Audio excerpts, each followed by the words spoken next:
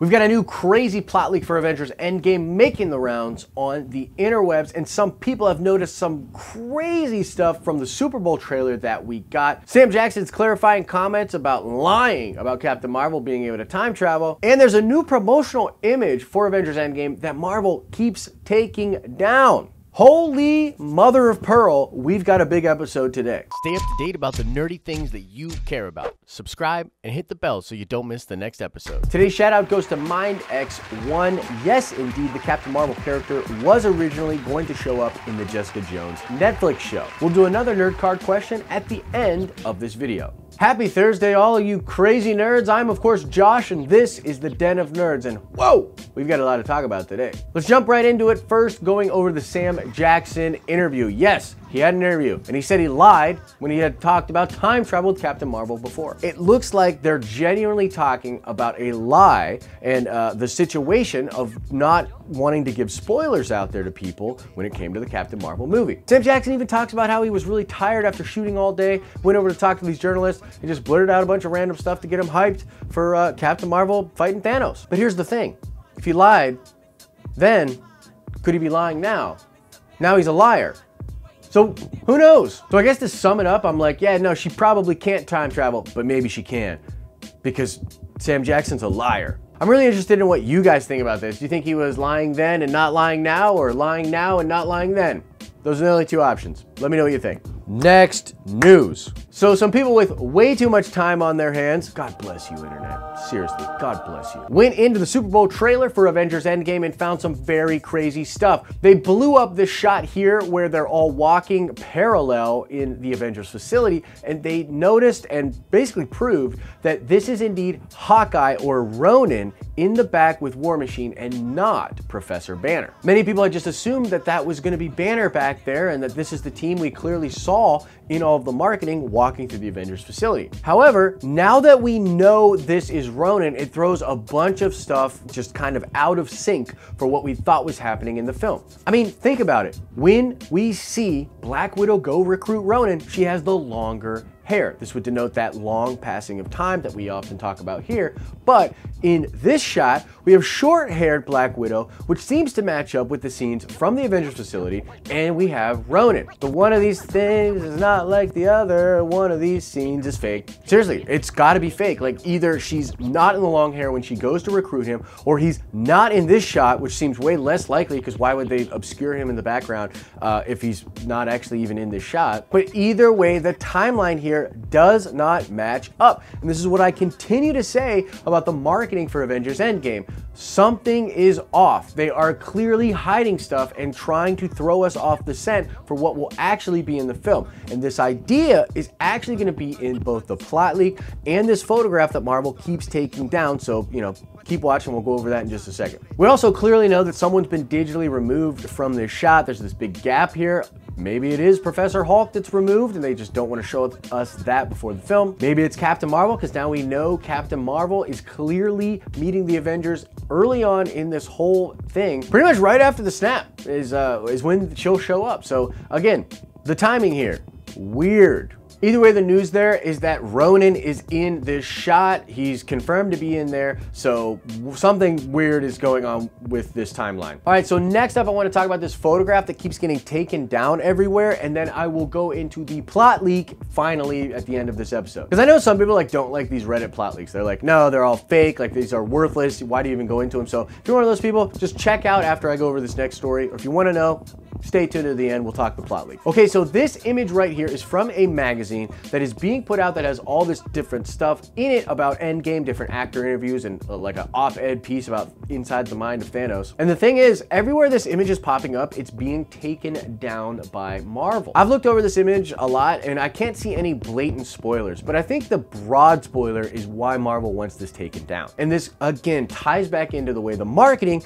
is showing us something different than what will actually be in the movie. Here's the thing, if you look at this image, the background of it is clearly the quantum realm. It looks on the surface level like the Avengers are bursting out of the quantum realm. Especially Hulk. Literally looks like he's just jumping out of some kind of time vortex from the quantum realm. And on the surface level, that has never been acknowledged by Marvel officially. We know other actors have talked about this in interviews. People have slipped up. You know, Tom Holland talking about quantum realmy stuff that Doctor Strange has to explain. All sorts of stuff have hinted at this. But Marvel has never, ever actually acknowledged this in any of the official imaging, promotion, or whatever. And so this image right here tends to fly in the face of their strategy to hide all of that and to make all of us nerds on this channel think like, oh my God, are we crazy? Is there no quantum realm connection? I mean, these trailers aren't hinting at that.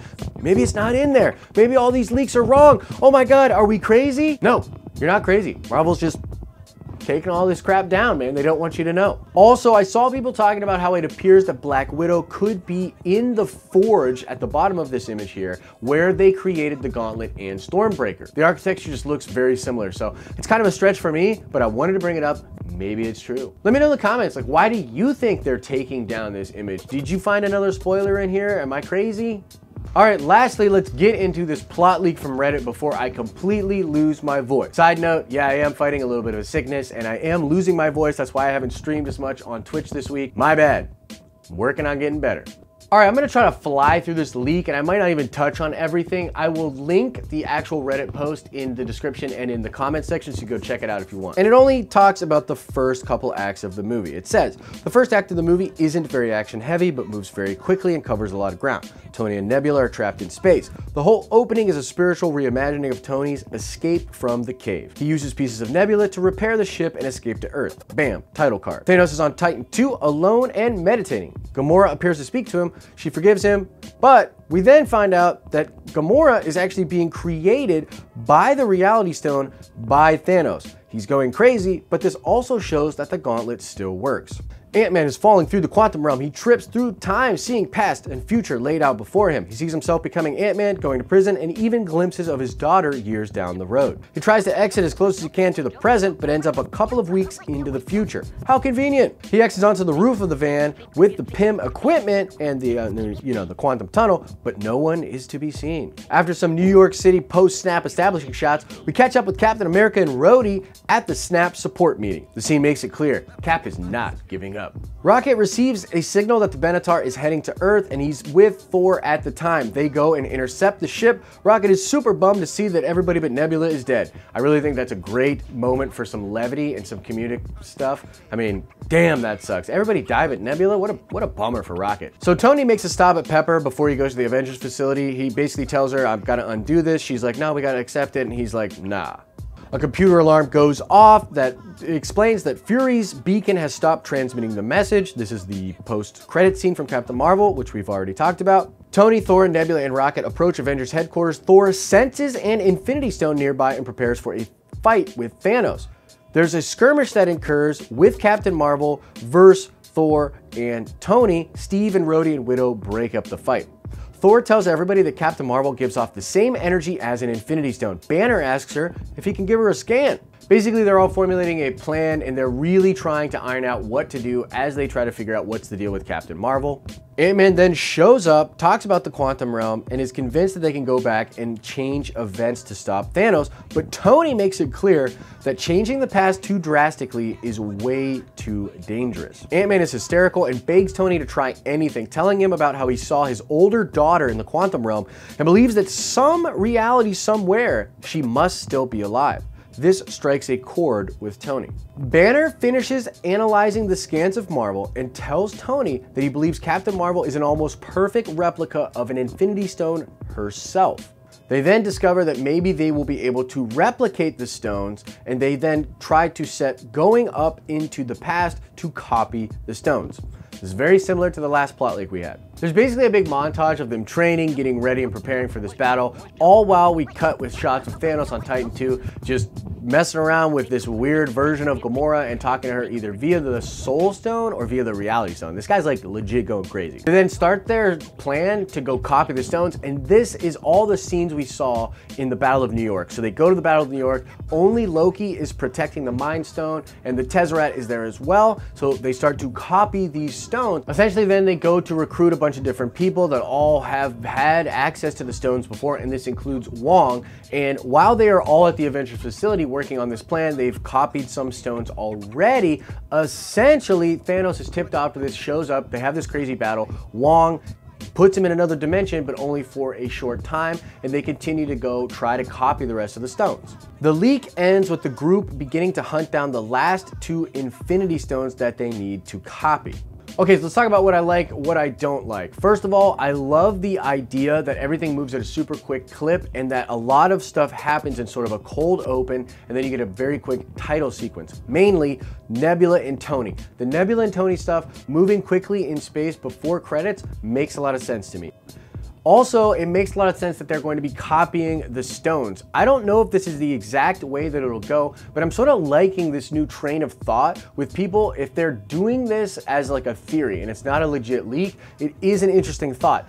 If it's an actual leak, it still does tie into what we saw in the OG plot leak. So it's like really spot on. This might actually be what they do in Endgame. But on the other hand, it looks like this leak is just crafted around all of the recent stuff that we've been learning. This includes the possible Thanos attack at the headquarters due to the Lego leaks and the post-credit scene we just got spoiled from Captain Marvel. So I'll leave it for you to decide what you think about the leak. And again, I've left a lot of stuff out. This is a very detailed leak, so I will link it in the description and in the comment section. But overall, it's just interesting stuff to go over. I think copying the stones might actually be the thing that goes on here, and I don't know if that came from someone's theories or if somebody legit leaked that and now everybody's talking about it. And so that's the news today. I know it was a really crazy episode. We packed a lot of stuff into this. So just let me know your thoughts about all of it in the comment section below. If you got any questions, hit me up on Twitter or something. We can talk about it there as well.